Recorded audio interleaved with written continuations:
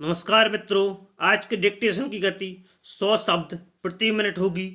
Dictation start करते हैं 10 second के बाद।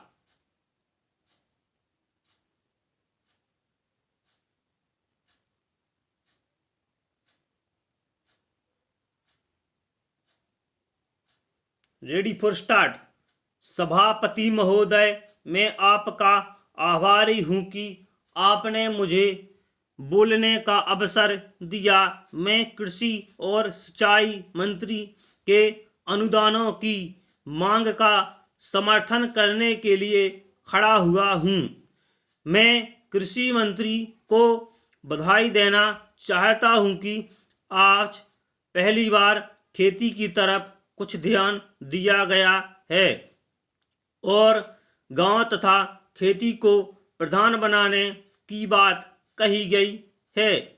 वैसे गांधी जी पहले भी कहा करते थे कि गांव को प्रधान बनाने से ही देश की उन्नति होगी। गांधी जी से मेरा तात्पर्य महात्मा गांधी से है, श्री साठे साहब के गांधी जी से नहीं। जिस व्यक्ति ने देश को तबाह किया है, अगर उसको थोड़ी देर के लिए रोका गया तो साठे साहब को बेचैनी हो गई और उन्होंने कामरों को प्रस्ताव पेश कर दिया। जब हम लोग जेल में 19 महीने रहे, जहां हमारे कई साथी मर गए, तब साठे साहब की आत्मा कहाँ सो गई थी? वे उस समय भी तो लोकसभा के सदस्य थे। महोदय, अन्य गांव की तरह किसानों को भी बुनियादी आवश्यकताएं होती हैं। मैं पिछली सरकार से पूछना चाहता हूं कि क्या उसने पिछले 30 साल में किसानों की किसी समस्या को हल किया?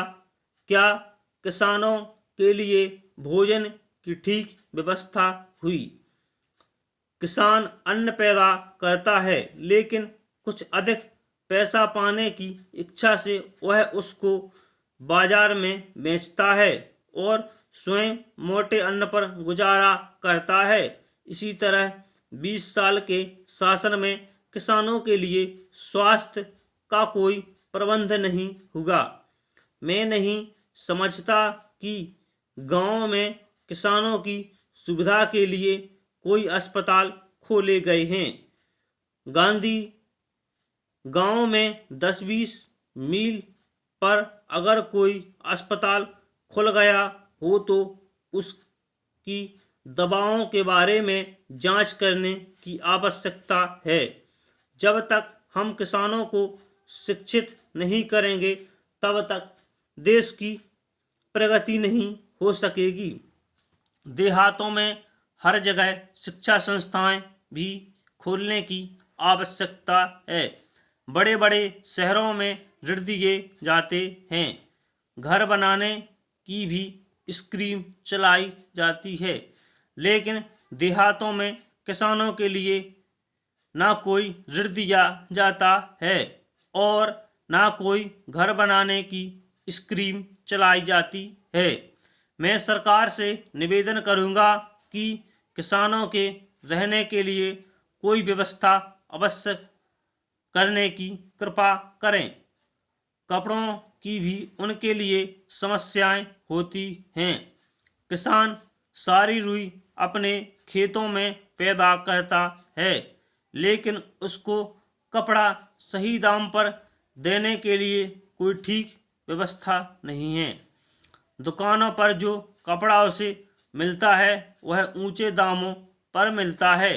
इसलिए कुछ ऐसी दुकानें खोली जाएं जिन पर जो लोग रुई पैदा करते हैं उनको उचित मूल्य पर कपड़ा दिया जाए।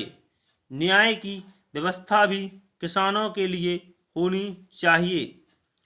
पंचायतों को कुछ अधिक अधिकार दिए जाएं और उनको आदेश दिए जाएं कि लोगों को अच्छे से अच्छा न्याय दें। किसानों के लिए कोई सुरक्षा की व्यवस्था भी नहीं है। जो रक्षक हैं वे भक्षक बन जाते हैं। ऐसे कैसे देश बढ़ सकेगा। स्टॉप।